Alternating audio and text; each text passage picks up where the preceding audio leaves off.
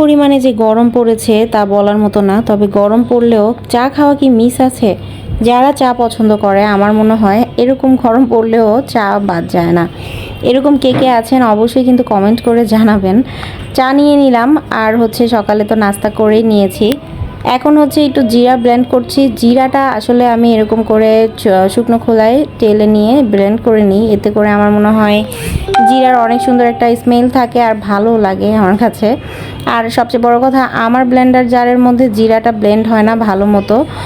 মানে ভিজা পানি দিয়ে করতে গেলে ভালো মতো ব্লেন্ড হতে চায় না। তো আমি জিরা ব্লেন্ড করার সময় আবার পাশের ঘর থেকে বেবিটা এসেছিল, ও আবার ভয় পাচ্ছিল, এই জন্য বারবার ওকে একটু দেখাচ্ছিলাম। এরপরে হচ্ছে জিরাটা ক্রাশ করে নিয়ে রেখে দিলাম। আর এদিক দিয়ে হচ্ছে তরকারি কুটে নিব। আজকে তরকারি বের করতে যেয়ে দেখি ফ্রিজের মধ্যে অনেকগুলো শসা ছিল, আমি এটা খেয়ালই করিনি। তো শসাগুলোর সাথে পানিগুলো মুছে তারপরে আবার শসাগুলো ভালো করে শুকনো একটা পলির মধ্যে রেখে ফ্রিজে আবার রেখে দিব। এদিক দিয়ে হচ্ছে শসা কেটে নিচ্ছি, ভাবলাম এই শসাগুলো কেটে সামনে রাখি, তাহলে রান্না করতে করতে একটু করে খাওয়া যাবে আর রান্না করা যাবে।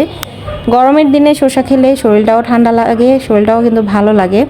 ফ্রিজ থেকে আজকে বরবটি বের করে নিয়েছি, বরবটি দিয়ে বড় মাছ দিয়ে রান্না করব। আর যেহেতু বরবটিটা ফ্রিজে থাকে না তাই রান্না করে ফেলবো। লাউ শাক দিয়ে আলু দিয়ে রান্না করব। আর এদিক দিয়ে আলু দিয়ে বরবটি দিয়ে আর একটা ভর্তা করব। কাঁচা আম বের করে নিয়েছি, কাঁচা আম দিয়ে ডাল দিয়ে রান্না করব। অনেকগুলো রান্না, তাই না?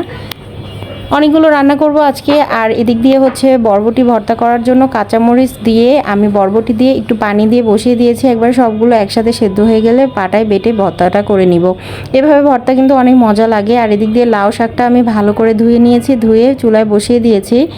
শাকটা সিদ্ধ হয়ে আসলে শাকটার মধ্যে হচ্ছে একটু হলুদ দিয়ে দিয়েছিলাম, হলুদটা দিয়ে তারপরে হচ্ছে শাকটা ভালো করে সেদ্ধ করে নিচ্ছি, এর মধ্যে লবণও দিয়েছি।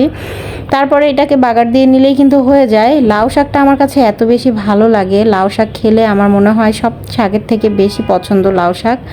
আর লাউ শাক তো এমনিতেও অনেক পুষ্টি।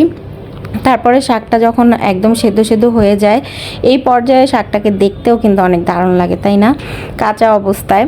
তো এদিক দিয়ে হচ্ছে বরবটি এবং আলু এগুলো সব কিছু ভালো মতো সেদ্ধ হয়ে গেছে।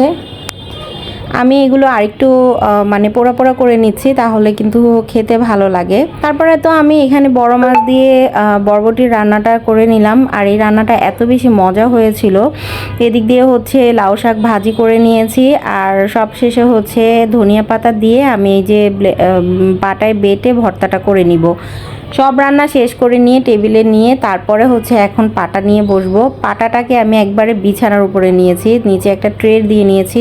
যেহেতু আমি অসুস্থ, ভর্তা তো খেতে ইচ্ছা করে কিন্তু অসুস্থ শরীরে ভর্তা করে পাটায় বেটে খাওয়াটা অনেক বেশি কষ্ট হয়ে যায়। কিন্তু কি করার, পাটায় বেটে ভর্তা খাওয়ার মজাই আলাদা।